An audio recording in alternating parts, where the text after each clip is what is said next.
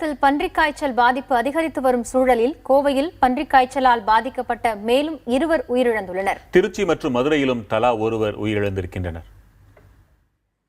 பன்றிக் காய்ச்சல் பாதிப்பால் கோவை அரசு மருத்துவமனைக்கு வருபவர்களின் எண்ணிக்கை நாளுக்கு நாள் அதிகரித்து வருகிறது. கடந்த 1 வாரத்தில் மட்டும் பன்றிக் காய்ச்சல் பாதிப்பு உள்ளதாக 38 பேர் கோவை அரசு மருத்துவமனையில் அனுமதிக்கப்பட்டுள்ளனர். இவர்களில் 6 பேருக்கு தற்போது பன்றிக் காய்ச்சல் பாதிப்பு உறுதி செய்யப்பட்டுள்ளது. மீதமுள்ளவர்கள் தீவிர கண்காணிப்பில் வைக்கப்பட்டுள்ளனர். இந்த வாரத்தில் மட்டும் 6 பேர் பன்றிக் காய்ச்சலால் உயிரிழந்துள்ளனர்.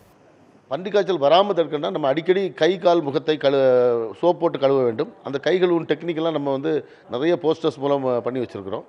என்னோட பர்சனல் ஹைஜீன், தும்மும்போது ஒரு கர்ச்சீஃப் வச்சு முகத்தை மூடிட்டு தும்புறது.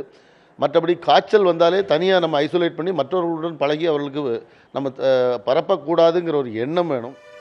இதேபோல் மதுரை அரசு மருத்துவமனையில் சிகிச்சைக்காக அனுமதிக்கப்பட்ட கேபுதூரைச் சேர்ந்த சண்முகசுந்தரம் என்பவர் சிகிச்சை பலனின்றி நேற்று உயிரிழந்தார்.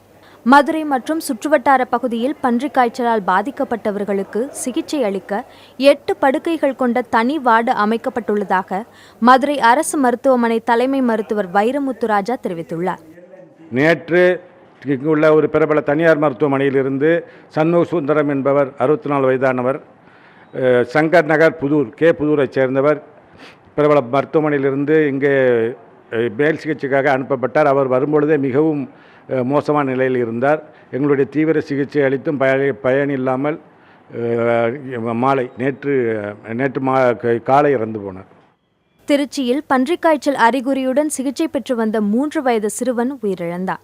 அரியமங்கலத்தைச் சேர்ந்த ஜீவானந்தம் என்ற அந்த சிறுவன் பன்றிக் காய்ச்சல் பாதிப்புடன் திருச்சி தலைமை அரசு மருத்துவமனையில் சிகிச்சை பெற்று வந்தான். இதேபோல் ஈரோட்டில் தாய், மகள் உள்ளிட்ட 3 பேருக்கு பன்றிக் காய்ச்சல் இருப்பது கண்டறியப்பட்டுள்ளது. பன்றிக் காய்ச்சல் பாதிப்பால் மருத்துவமனைகளில் அனுமதிக்கப்பட்டுள்ள நபர்களின் இருப்பிடங்களை கண்டறிந்து அந்த பகுதிகளில் முன்னெச்சரிக்கை நடவடிக்கைகளை தீவிரப்படுத்த சுகாதாரத்துறை அதிகாரிகள் உத்தரவிட்டுள்ளனர். புதிய தலைமுறைக்காக செய்தியாளர்கள் குழுவுடன் சுஜாதா.